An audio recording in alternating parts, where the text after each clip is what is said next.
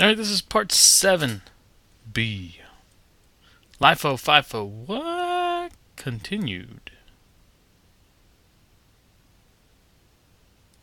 So, we talked about in the last video the fact that companies, when they are unable to specifically identify the items of inventory that they sell, they have to choose a cost flow assumption. And these 3 different cost flow assumptions that we looked at, we noted that will give us different outcomes in terms of profit and also in terms of inventory on the balance sheet. We said that sales are the same regardless of method.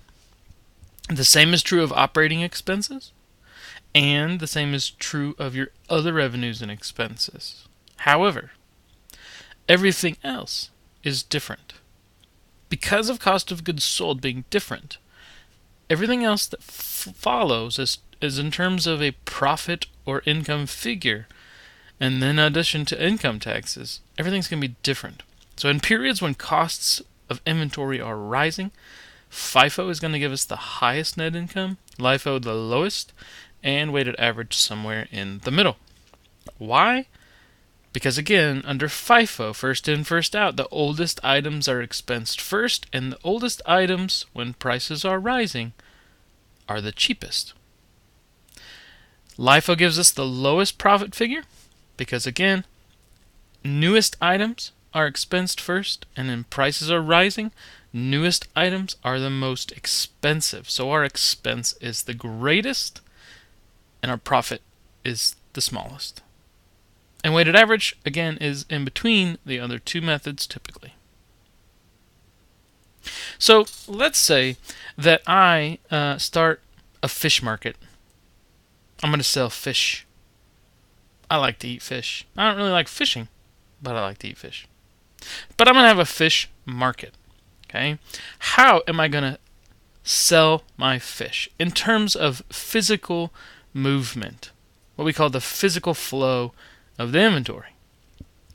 Am I going to sell it in a conveyor belt way or in a cookie jar way? Am I going to sell it first in, first out, oldest ones first? Or am I going to sell it last in, first out, newest ones first? Well, if I'm selling fish, I probably better try to sell them first in, first out. Right? Because what's going to happen to the fish on the bottom of the cookie jar if I never get down to the bottom of the cookie jar? Nothing good's going to happen out of that, right? Nobody likes stinky, rotting fish. So, fish spoil, right? So we're going to sell them in a first in, first out way. But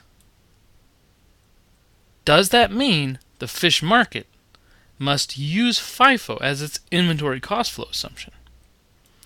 So the question again is, because I sell my fish first in, first out physically, that's how I move them in and out of my market, does that mean I have to choose that inventory cost flow assumption when I'm doing my accounting and my financial statements? And FASB says, nope. Companies can choose whichever method they prefer to use. So, I just wanted to make that clear. The choice of cost flow assumption is just that. It's choice. You would be wise, probably, to align it to your physical flow, but you don't have to. So, moving on to another topic. Here we have the inventory information that we went over in the last video, where we had 10 paddles and we sold 2, and we still have 8. We applied the different methods of inventory cost flow assumptions, and we ended with these numbers. We're going to specifically take a look here at weighted average just to use as our illustration, because there's something that has to happen after we do FIFO, LIFO, or weighted average. FASB says there's an additional valuation procedure that we need to perform. This additional valuation procedure is related to a principle that we have been looking at over the course of these few videos. That principle is the expense recognition or matching principle, which says record expenses when they're incurred. Now, this particular application of this principle deals with what we call losses. We haven't quite gotten there yet, but for the sake of this video and for the topic we're going to talk about next, I think it's important that we understand that a lot of these things we do all relate back to the principles and assumptions that we talked about toward the beginning of these video series. So, looking at this, FASB says, any time an asset's value drops below its original cost, the loss in value must be recorded in the period in which it is incurred. So, what does that mean? We have inventory, which is an asset, and we have it currently on our books, right? Using weighted average cost, if that was the method we had chosen, at $318.40. So on my balance sheet, I'd have an inventory line under current assets that says $318.40. But we need to perform an experiment or a test. Not that kind of test, okay? We need to perform what is called an LCNRV test or an LCM test to determine what value the inventory should be recorded at on our balance sheet. So what do these things mean? Excuse me. If we are using weighted average or FIFO, we are to apply the lower of cost or net realizable value test. Okay? This test is different a little bit than the test we apply if we are using FIFO. Now, the intricacies of this and the rationale for these differences is not too important right now. The biggest issue for us in this video series is to understand the basics of why we do this. Okay?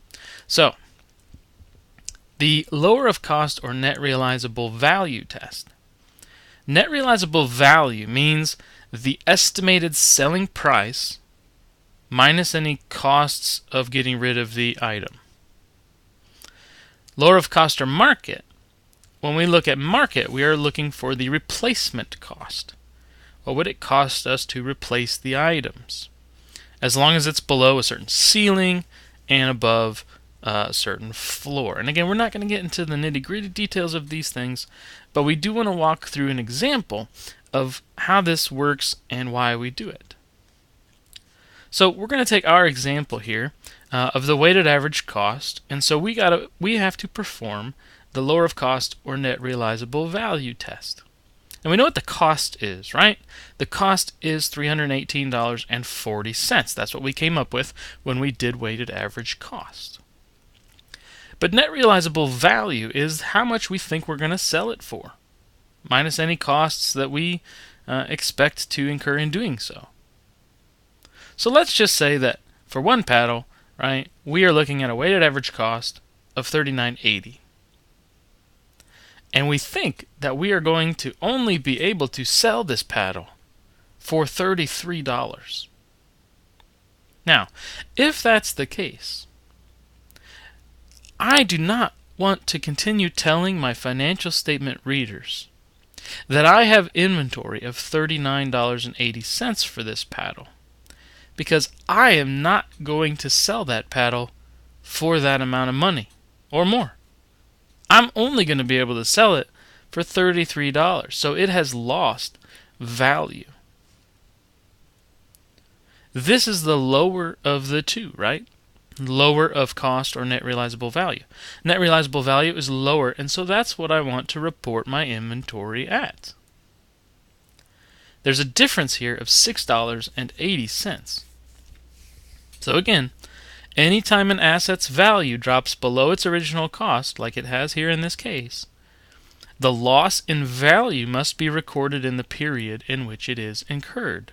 So we need to take our inventory items and reduce the dollar value in our books down to the new lower value of net realizable value. So, what does that look like? Well, we have 8 paddles, Currently, they have a cost of $39.80, which is a total of $318.40.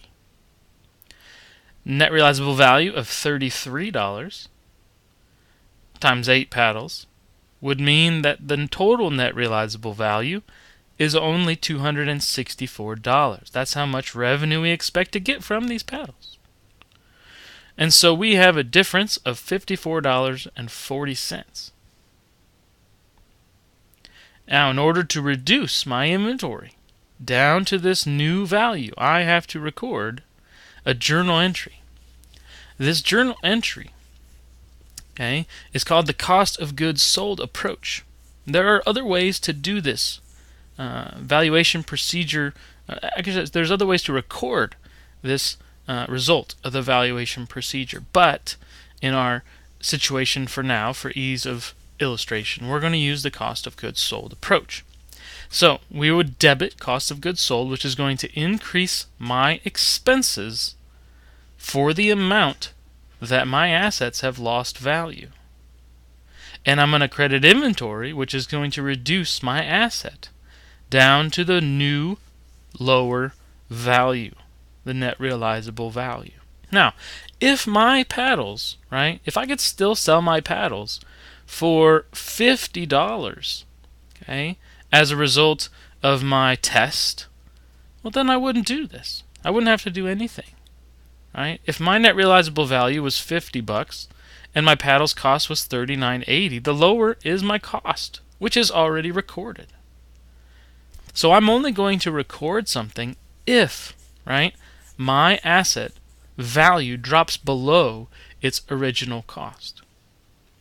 So what does that look like? Well, my inventory T account, looks like this. I started with $60 in inventory. I had 2 paddles at $30 a piece. And then I had 3 purchases, July 2nd, 8th, and 12th, which increased my inventory. And using weighted average cost, I expensed $79.60 for the 2 paddles that I sold to my customer, which left me with $318.40 in my inventory. Now, when I post transaction Z here, when I post journal entry Z, what happens is my $54.40 write-down, the credit to inventory, reduces my inventory balance to the net realizable value, the lower of what we call cost or net realizable value, which is $264. So I'm going to go through my inventory if I had multiple products, and I'm going to run this test on each individual product to figure out what needs to be written down and what can remain written at cost. So the big concept here again is any time an asset's value drops below its original cost, the loss in value must be recorded in the period in which it is incurred. We realized that these paddles had lost value in this period. So this period, we need to write down the value of the asset. So in summary, cost flow assumptions. Company can choose whichever cost flow assumption they want to use. The physical flow of goods does not have to match the chosen assumption, even though that might be a good idea. The loss in value. When an asset loses value such that its current value drops below the amount originally paid for it, which we call historical cost or original cost, the asset must be written down to the new lower value. This is why companies must perform tests to determine whether any adjustments or write-downs need to be made. So if you're using FIFO and weighted average, you have to use the lower of cost or net realizable value test. But if you're using LIFO, use lower of cost or market. The market typically is what we refer to as replacement cost. Now in the intermediate videos, when they are posted, this will be discussed at greater length. Alright, remember,